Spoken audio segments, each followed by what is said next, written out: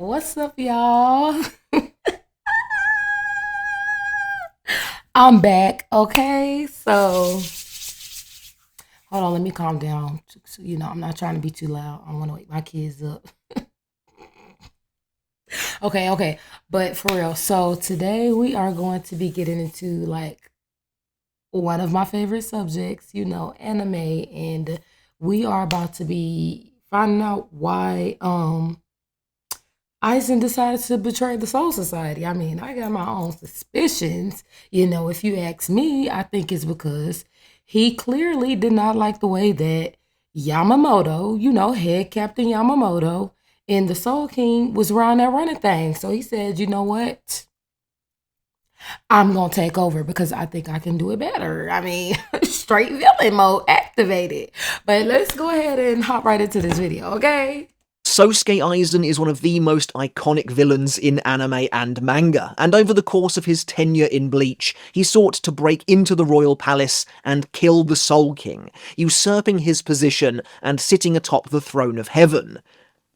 But why?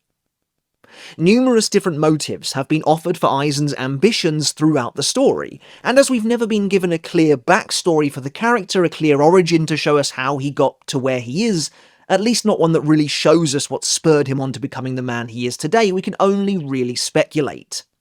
And it's actually quite fascinating, to be honest, the idea that the friendly, caring persona that he shared with the Gotei 13 for many years was always a facade, and was never, at least according to him, the true version of himself. And instead we're led to believe that the scheming... That's crazy, like, considering that there's people out here in the world who are just like that. I mean, oh my gosh, humans are scary. Like, just be pretending that they somebody that they're not, straight up.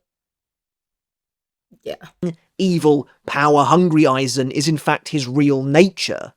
But the truth is that we've never been offered even a glimpse at an alternative, or a genuine reason or peek behind the curtain as to why that might be, as to why that came to pass. And to be honest, that interests me a lot. Like I said, multiple different motives have been put forward, from a general dissatisfaction towards the status quo of the world, and realising he was truly one of the only people with the capability to enact real change, to Ichigo's observation that Aizen's desire to ultimately lose his powers stemmed from a subconscious sense of loneliness at the very top.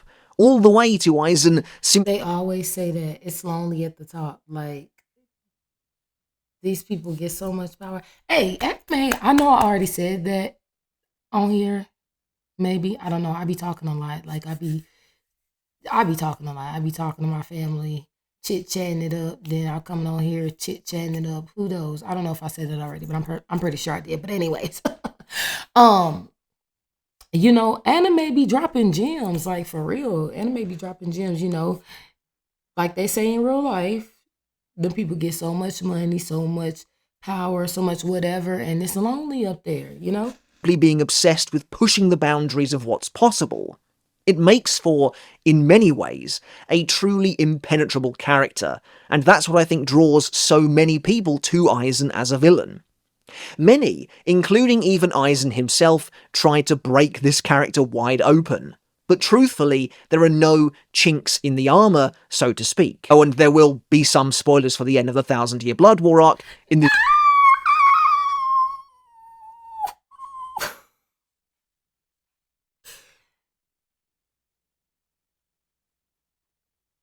Like, I know. I see he's saying there's supposed to be some spoilers.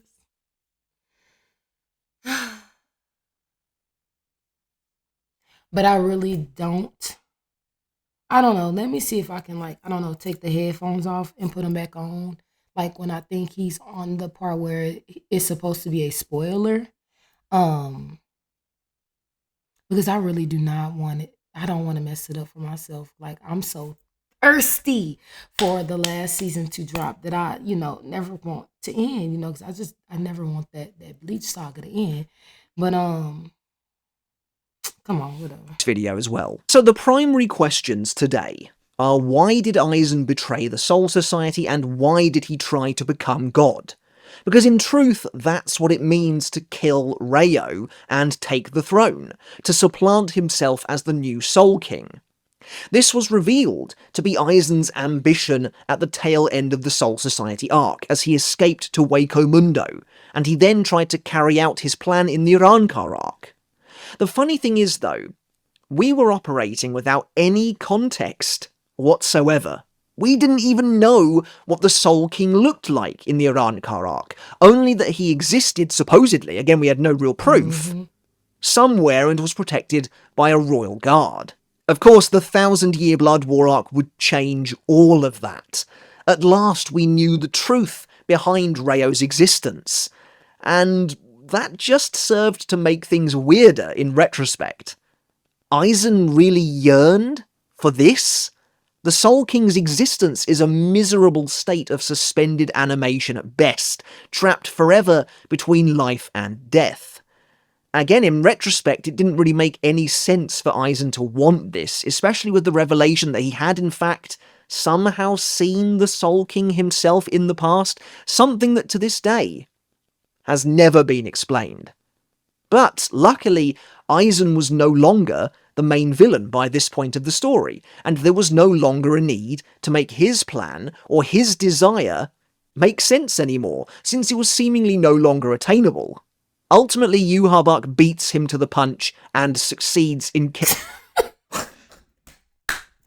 Because when they introduced you, trying to make sure I'm not being too loud. Hey, I can't wait till my husband get back off deployment and we move to our new spot, because like I'm hoping that we got enough space for me to dedicate like a little space to my reactions, where I can close the door, put up them sound little proof things or whatever you call it, so my family can hear me at night when I'm running my mouth, because I be running my mouth and sometimes, getting a little loud because I be passionate about what I'm talking about. But anyways, when they introduced Yhwach, hey, like when I ain't gonna lie, when he killed Yamamoto, I was mad. I'm still mad about him killing Yamamoto, because I'm like, not the head captain. Like, I was mad. I was like, okay, I'm about to stop watching this, because like, why are y'all killing people? Like, why are y'all killing like the main like favorite characters? Like, y'all tripping. Like, and I was telling myself I wasn't gonna watch it. Like I was gonna really boycott it and not watch it. Like, girl, stop playing. I was definitely gonna come back and watch it. When I got out my feelings, like literally, I went straight to the next episode. But anyways, you're about y'all. He, that man a beast. His whole like storyline, like the whole. Let me let you.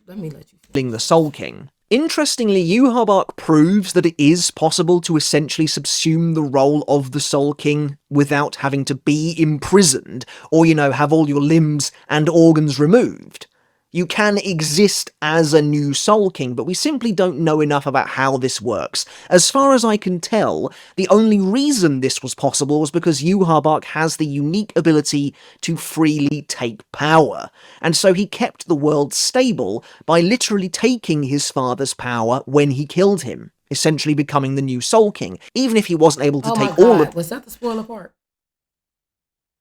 I was so deep into his whole little explanation. Like, I think he already. I'm already at the spoiler. I'm pretty sure that was the spoiler part, wasn't it? Whatever. Because I'm still gonna watch it. I really don't like for my shows to be spoiled for me, but we're here now. Adnias' power. Aizen can't do this, he can't just take power, so if he killed the Soul King, presumably the worlds would simply collapse. Hey, that look right there, when they, drew my boy Aizen like that, because at first he had the little nerdy glasses on with the little, whatever hairstyle he had at first. But when they switched it up, he went straight to his like villain mode, you know what I'm saying? Arc, like, and they gave him that look right there. I was like, oh, okay, okay. Look at my boy. Look at my boy. Stop playing with him. Like, he's not a nerd anymore. Okay, like, stop playing with Aizen. He said, I'm that guy. Okay, like, What was that? Like, that's his little glow up. That's his little glow up. They gave Aizen a glow up, y'all. Until a solution was forced into place. By which I mean Ichibei forcibly substituting Ryo for Aizen. But even then, I don't think Aizen has anywhere near the power necessary to take on Adnias' role. But looking at why Aizen betrayed the Soul Society, well, that's a little murkier. And the Aizen of today would say that he never betrayed the Soul Society because he would have us believe that he was never technically allied with them at all. Noting that the Aizen they knew was an illusion, as he says in the Soul Society arc, and while that's clearly true to some extent, does that mean that he joined the Gotei 13 already with the ambition of one day turning against them? Or did Aizen eventually come to resent the current state of the world during... If he joined already with the intent to betray them in the long run, that's what you call plotting. Okay? Like, plotting. It don't get... Hey. the earliest days of his career as a Shinigami. To me, and this is only a guess, but it makes the most sense that his worldview would be completely flipped upside down when he somehow saw what the Soul King truly was. And at that point he realised he could no longer stomach living in this world, and began to formulate his plans, but again, that is just a guess.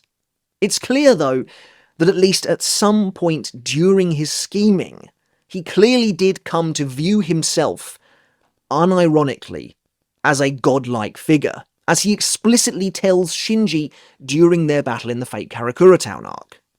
Now, whether that was a quality he felt was necessary in replacing Ryo, or whether he simply became megalomaniacal over the years, is unclear. Unfortunately, Aizen's mind is very closed off from the reader, and I understand why. You know, it enhances the mystique around the character, but it means we struggle to truly understand his view of the world and why he sees it that way. The brief insights that we do get are what we're going to discuss next, as we try to break down the specifics behind Aizen's motive and what drove him to do what he did, to take the path he ultimately walked. So then, what was Aizen's motive? We know he wanted to kill the Soul King and replace him, but why? The story never explicitly tells us, keeping Aizen's true feelings a mystery played very close to the chest, but it does offer up a variety of different explanations, some from Aizen himself, while others come from outside observers. The most orthodox and surface level of Aizen's motivations is simply the quest for greater power, or as he says to Ukitake in chapter 178, to seek greater heights, or to go ever higher. This is a man who has always been considerably stronger than virtually all of his peers. Even when he was a vice captain, Aizen was naturally capable of blocking a fully powered Hardo 88 fired by the Kido Corps captain of all characters with just a Danku, shocking Tessai himself. And of that Danku hard. Danku, okay. This is my favorite show. This is my all-time favorite anime, you know. If y'all ain't been able to tell by now, so I'm sorry, I'm a little hype, you know, but of course in the Fate Karakura Town arc, Aizen cuts down every single member, pretty much, of the Gotei 13 and Vizard Alliance with a single swing of his sword each time. So it makes a lot of sense to me why someone of that unusual, generational caliber would grow bored, they would grow tired, and they would reach a peak that felt stale, and so would naturally want to transgress elsewhere where they can, to look elsewhere, in order to see how far they can push their own potential. If you look at Yamamoto, probably the only pure Shinigami whose natural skill and power is higher than Aizen's. He was originally a ruthless and bloodthirsty warlord, a conqueror, but then he found a purpose, and poured all of that energy and strength into founding and running the Gotei 13. For Aizen, Life is meandering by comparison. This also goes some way to explaining why he's obsessed with transcending the boundaries of Shinigami and Hollow, and evolving to become a new and greater life form. It's the constant pursuit of more, of never wanting to stop, of proving that the impossible is possible after all for those capable of achieving it. Aizen's iconic speech at the end of chapter 178 no longer feels particularly accurate to me or resonant of the character. He tells Ukitake that no one ever stood atop the heavens before, not you, not I, nor even the gods. But soon the unbearable vacancy of heaven's throne ends now. Now I will stand at the top. Taken literally, this speech seems to imply, yes, that Aizen wants to become God, to become the one at the very top of the pecking order, of the hierarchy, the one who does in fact rule over absolutely everything. And I guess it can be retroactively fit to suggest that Aizen believes the throne of heaven is vacant due to the status of the Soul King himself, due to knowing what the Soul King actually is. There's also the idea of Aizen wanting to destroy or reshape the Soul Society itself as another possible motive for what he does, another driver for what he does. Now, it's pretty clear that Aizen doesn't want to literally bring about the end of the Soul Society in the same way Yhwach does. But there's also no denying that he feels, at least in its current iteration, it needs to be completely reworked. In chapter 314, as Aizen invades Karakura Town, he explicitly states his ambition as destroy Karakura Town, create the Oken, and bring down the Soul Society. In another translation, he talks of seeing the fall of Soul Society, and this is very similar to another line of his that comes much later on in chapter 406, as he finally exits his cocoon form and emerges in his new transcendent state. He says to Gin, "Now I can witness the end of the Soul Society with my own eyes." Normally, I would just attribute these to him defeating the Soul Society, but in chapter 314, and as he becomes a transcendent being later on, he explicitly lines it up with creating the Oken, which seems to imply, I don't know, that killing the Soul King would somehow bring down or be the end of the Soul Society, perhaps? I mean, I guess it literally would, but as I said a moment ago, I don't think Aizen is in the business of total genocide of the spirit world in the same way Yhwach is. So when he says the end of the Soul Society, I imagine the idea is to take it figuratively. Much later, in chapter 395, Aizen talks of executing Yamamoto specifically because he is the living embodiment of the Soul Society's history. Whereas we know that Aizen purposefully went out of his way to avoid killing the other captains. All of this seems to imply that Aizen has some personal issue or aggravation with the Soul Society itself, with the older generation, with the history of the Soul Society, especially since Yamamoto doesn't really have any connection to the Soul King at all, aside from being the captain commander, and so wanting him dead specifically feels, I would say, disjointed from wanting to create the Oken. Aizen could have just left for Karakura right then and there, pretty much. But instead, he wants to kill Yamamoto. He's out to finish him off. But then we get perhaps the juiciest morsel of Aizen's motive so far, and in many ways this was the big one. This seems to be our only real, I would say genuine look at how Aizen was truly feeling deep down about the state of the world, where he could finally let loose with someone he perceived to be an equal of sorts anyway, at the very least someone who might be on the kind of level where they could see where he was coming from. In chapter 421, realizing his defeat is nigh, Aizen suddenly explodes at Urahara, who Yeah, so one, I'm pretty sure Aizen has like some type of sad backstory of a loved one, a close loved one, or something that had happened to him based off how they running things around the Soul Society. I'm pretty sure that we just don't know about or whatever, because that's usually how this thing goes. You know what I'm saying? In anime and even just when a villain is created, period, right? Um, But then this part right here, see where it says why, how can you keep obeying that thing? That's another part too. So I think, like I said, Aizen just did not agree with how they were running things in the Soul Society. It just was a lot going on because the Soul Society was not like obviously all good, like any system or whatever. So they had just one too many things going on around there that Eisen did not agree with. That I guess he felt like was just, unforgivable. So he felt like, hey, I'm strong and it's boring around here anyways. I need to go get some more power. I'm about to, make myself the new king so I can write things how I feel that they should be. Now, him going to destroy a whole town to make the key, the Oaken to go do carry out his little mission. It's like, okay, Aizen, like you your whole reason can't just be all like can't be such a good, what I'm saying, moral reason either though, because you willing to like kill all those people to make this key. But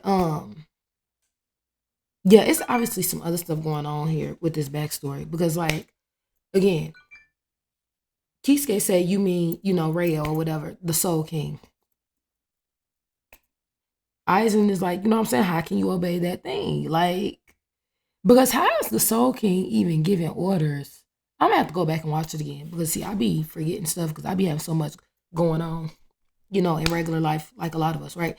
So a lot of times too, I be having to go back, rewatch. But anyways, because if I remember correctly, like he said, Rayo is suspended up in that dang crystal, chopped all up. Like he is just like literally the face of what they would call their god, right, for their world. But he's not really.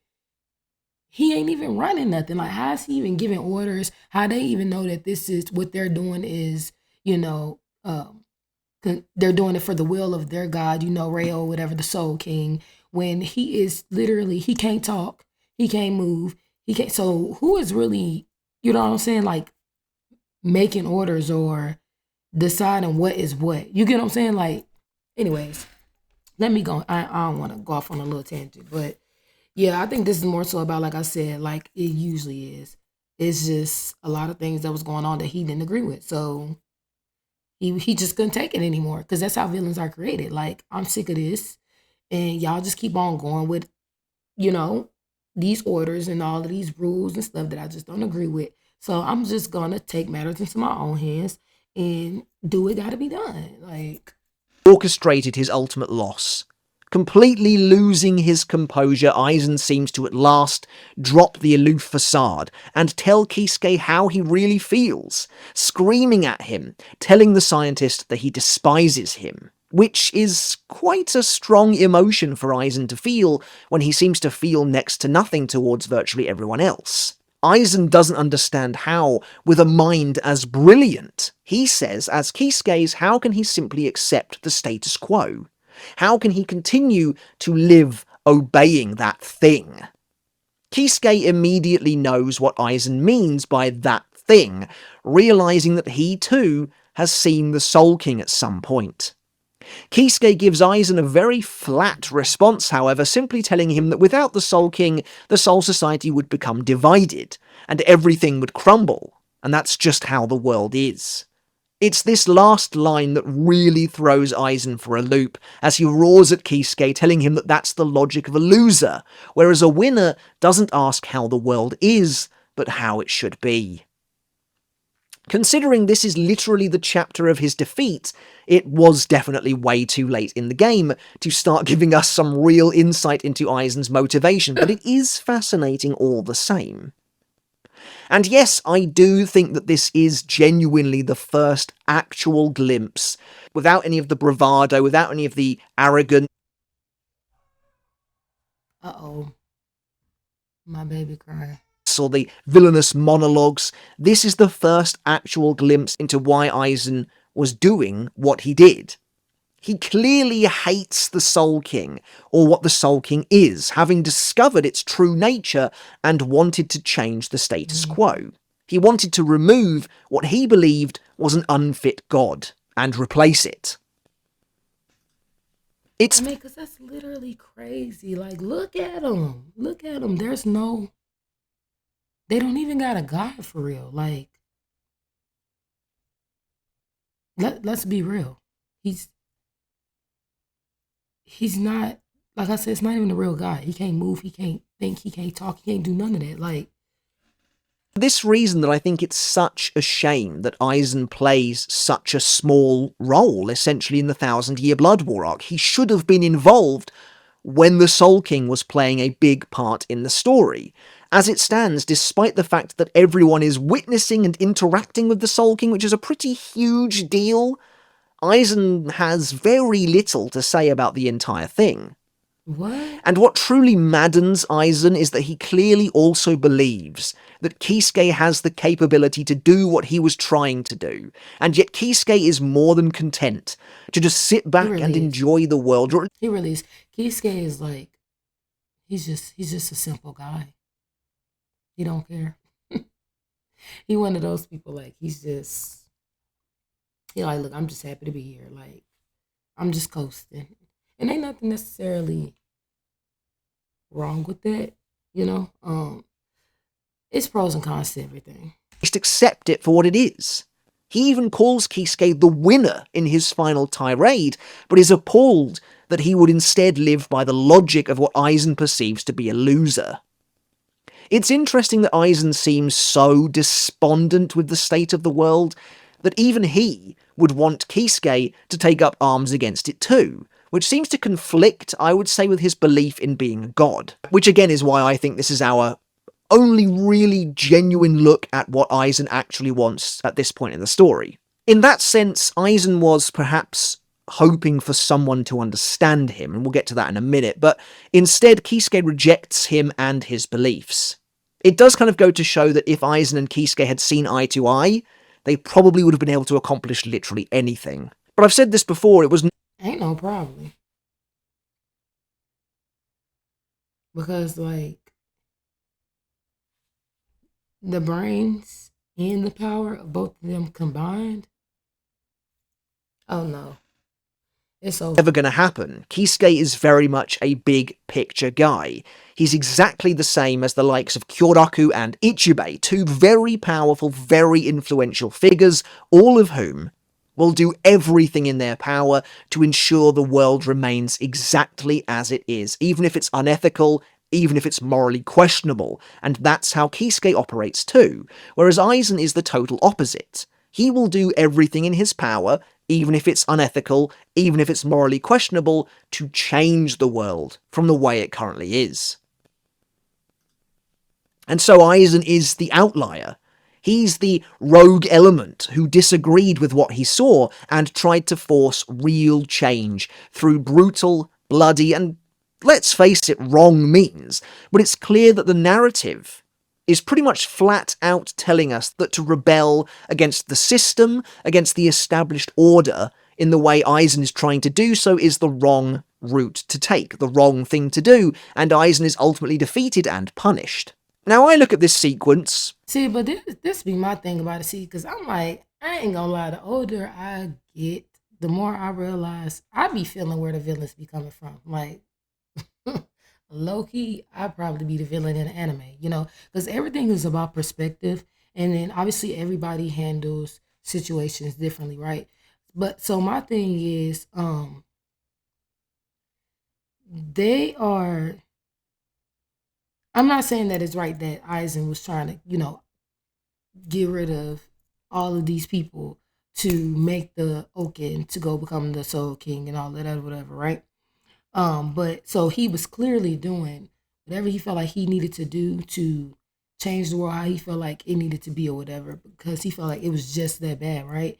But what I'm trying to say is the same people who are condemning him for taking the route that he took and doing the things he did, they be doing the same thing. Like, they go along, like you said, with the status quo, with the higher ups, whatever they say, you know, in the soul society, even if they feel like it is wrong and it is to um And they gotta stand by and watch other people suffer and die too. Like literally, they got hoods in the soul society. Like, what are we talking about? People out there starving, dying, all type of stuff. And I'm like, they in the soul society. Like, they already died. This is supposed to be the afterlife. How you die in the afterlife? How you go to the afterlife and then die again in the afterlife? Like, so it's they inside the Sarate living good, y'all, and then the people outside the Sarate is just living like just homeless, just bad. That's what I'm saying, right? Um, so the point that I'm making is they be doing the same thing, literally the same stuff that they be condemning. Um, just like real life, literally. That's why I be saying anime be dropping gems because you can apply, which is that's like anything, right? When they make like movies, TV shows, cartoons, you know what I'm saying, like anime stuff like that, right? They're just taking real life situations and putting it in a story, you know what I'm saying, for you to watch, whatever. But yeah, so that's just like the incident where they was literally getting ready to get rid of Rukia, get her on up out of here because she gave Ichigo her powers. And nobody, let me see, let me think. Nobody agreed with it besides um Yodorichi. No, not Yodorichi. Um ugh, how am I forget her name? What's her name? She loved her some Yodorichi. Man, y'all know who I'm talking about. Um, Obviously Aizen and his little crew, Tosin and all of them, because they was trying to get the Hogyoku or whatever, get what I'm saying, to get accomplish their goals or whatever. But even though he really got the Hogyoku anyways, he didn't necessarily need her to like pass. But anyways, so that's the point that I'm making. Nobody besides those people agreed with her, basically being put on death row, but because this is what was decided, that needed to happen or whatever from the higher ups and all of that, they just went along with it, you know, basically hoping for a miracle, you know what I'm saying? Until Ichigo stepped in and did what needed to be done, break the rules, go against the law, and even, willing to, fight some people and take him up out of here if he had to go save Rukia, which I'm actually doing a my own separate video on Ichigo, you know what I'm saying? Like again, everything is based off perspective, and how based off perspective, Ichigo was low key a villain too. But anyways, that's I hope y'all get what I was trying to say because I be going on little tangents. Y'all gotta stick with me, okay? Because I promise, like it all encompasses and goes with what I'm trying to say. But yeah, Translation anyway, which I know isn't necessarily the most accurate, and I can't help but think Kisuke's response is pretty weird.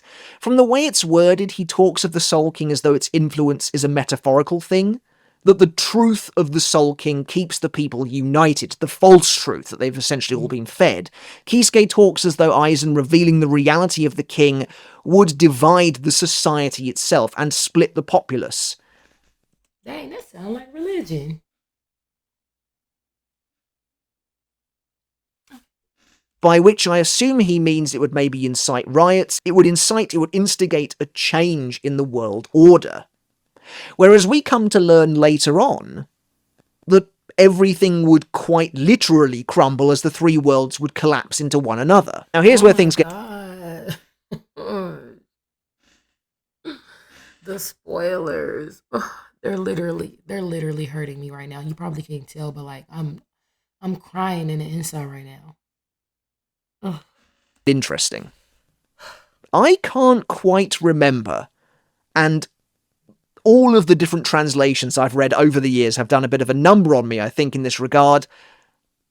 When in the story did we first learn that killing Rayo would collapse the three worlds? Because as far as I can remember, it was a fairly recent revelation. Like, maybe only as of the Thousand Year Blood War arc? Right. What I'm getting at is, I'm not sure Kubo had fully laid out what it would mean to kill the Soul King by the time Kisuke and Aizen had this chat. We knew Because how was if Aizen didn't really want to completely destroy the world, right? How was he going to? How did he plan on going up there to kill the Soul King and then become the new king? Like there's no new king because he would have knew then through all of his many years of research that all of the worlds would collapse. Kubo, you got some explaining to do. from very, very early on that the Quincy's were affecting the balance of the world by killing Hollows en masse, but it had nothing to do with Rayo, nothing to Right. do with him. Unless, in another translation of chapter 421, Kisuke tells Aizen that the worlds would collapse more literally. But yes, crucially, I think chapter 421 gives us the absolute clearest look at why Aizen wanted to commit such treasonous crimes, and finally does lift the lid. It removes the veil from this character, even if only for a few pages at most, before he kind of goes back to being his normal self in chapter 423. The next chapter, 422, gives us a different perspective. Ichigo relays to Kisuke that he could feel loneliness ebbing from Aizen's sword, and he wonders if maybe Aizen wished subconsciously to lose his powers in order to become just another Shinigami. Ichigo notes that if Aizen was born with exceptional power, perhaps he just wanted another person who could see things from his perspective, and when he gave up searching for that, he instead just wished to be an ordinary Shinigami instead. Now, maybe this is a hot take, but I've never been sure how to actually feel about this, and I can't help but think that even if Kubo believed this at the time, that I think he then changed his mind on this character development later on. Again, I'm only speculating, but Ichigo is very idealistic, and I've always thought Kisuke's expression in this scene is supposed to offer the other side of the coin, that he's not sure he believes him, or he believes that Aizen is capable of that even subconsciously. Because I'm also not sure it really makes sense. You know, Ichigo talks about Aizen wanting to lose his powers because he never found someone who could see things from his perspective at that kind of level of power. Here, meaning the power he gained via the Hogyoku. But if that's true, even without that power, he's still one of the single most powerful Shinigami in existence by far, and as of the Thousand Year Blood War arc, has only grown stronger still during his imprisonment. Which is what makes me think Kubo is taking the character in a different direction following his return in the final arc. Again, the key thing to remember about this moment, about Ichigo's explanation, or his thoughts anyway, his own theories, is that everything here is subconscious. The idea is that even Aizen himself isn't necessarily thinking or believing this about himself, but it's just a desire that exists somewhere in his heart, that permeates his very soul. Ultimately, this isn't really a motivation either, it's just another insight into a part of the character that is kept mostly entirely closed off. I like that we actually do get a glimpse of a child Aizen here as well. That's very interesting, dressed as a Shinigami, which does imply he's been a member of the Gotei 13 for a very long time. Maybe he was even born into it. And then finally, at the very end of the manga, in chapter 682, as Aizen prepares to duel Yhwach, we seem to get a... Oh, okay. Oh my God! Please, is this another spoiler? Please don't tell us. I'm stressing. concrete, if fleeting and last minute, affirmation of his ultimate motive, one that does connect to what he said to Kisuke in chapter 421. As Yhwach notes that he can't imagine how fighting for the sake of the Soul Society would benefit Aizen in any way, Aizen replies that it isn't about benefit. Rather, his only purpose has always been to crush all who seek to control him. I believe in a different translation that I remember reading back in the day, he said it was to crush all who would seek to rule over him. Essentially the same thing, you get the gist. In the Viz translation, Aizen says that crushing those who seek to control me is always the only reason I take action. This is a very interesting snippet for Kubo to just add in here at the end of the story, as it feels like his attempt to put a cap on Aizen's motivation once and for all. And it does make a lot of sense. In fact, I'd argue this one line basically explains every villainous action Aizen has ever made, save, maybe, for the holification experiments. But he murders the Central 46, the Soul Society's government body. He tries to kill Yamamoto specifically, before also wanting to kill the Soul King, and finally he allies with the Shinigami specifically due to wanting to crush Yhwach, who I guess would have eventually tried to control him. Right. It's simplified, yes, He just want to be especially in free. comparison to the revelation in chapter 421, but I think it works, and it makes sense that this is the character's ultimate motivation, and why he ultimately betrayed the Soul Society and tried to become God. He seeks to drag down and crush all who would try to control and rule over him.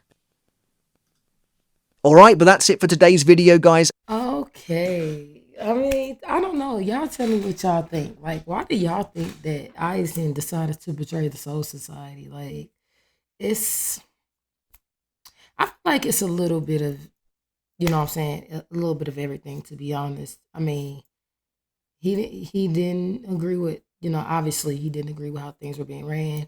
It got lonely at the top. He was just powerful. Like, so I don't know. He felt like I need to seek out some more power, something else to pass the time. Like my boy said, I might as well take it all the way to the tippy top. It's he found out that the Soul King wasn't even really alive like that for real, for real. Like he's just some cut up figure in a crystal, which is crazy. It's sick. So it's like, even that finding that out in itself is just like, you know what I'm saying? This is all been a lie, It's just deceptive. So he couldn't really take that either. So like I said, I think it's a mixture of a little bit of everything, to be honest. Um, and that last part too, when he said, destroying people who seek to control him or whatever. That's a little interesting because I guess I could see a little bit of that part too. Um, because what was it again? Like, I keep losing my train of thought. But basically, what was it? Oh, so like, remember when Ichigo went to the Soul Society and went to go save Rukia, all of that? They was like, okay, everything cool, they sent them on back to Katakuta town and all of that. But he didn't even know the whole time that they had like didn't they have like a little tracker on him? See, I gotta go back and watch it again. Like basically they was keeping tabs on Ichigo. And I get it because they like this kid who is not even a soul reaper to have like this much power, like we got to keep track on him because we got to keep track of him to make sure he, in case he ever try to betray us or whatever, like we ready, like Aizen did essentially. So I feel like, I don't know, maybe Aizen realized that too, that like with him being so powerful, that even if he didn't like decide to betray the soul society, they would try to control him in some way, if you get what I'm trying to say, like to make sure he doesn't become too powerful or like go too far. I don't know, out of fear of like overthrowing him, right? If y'all get what I'm trying to say, like, yep, whatever. But yeah, that's it for today's video. Um, Again, y'all let me know what y'all think. But I'm sad. I just the last chapter just got spoiled for me, but I'm gonna watch it still.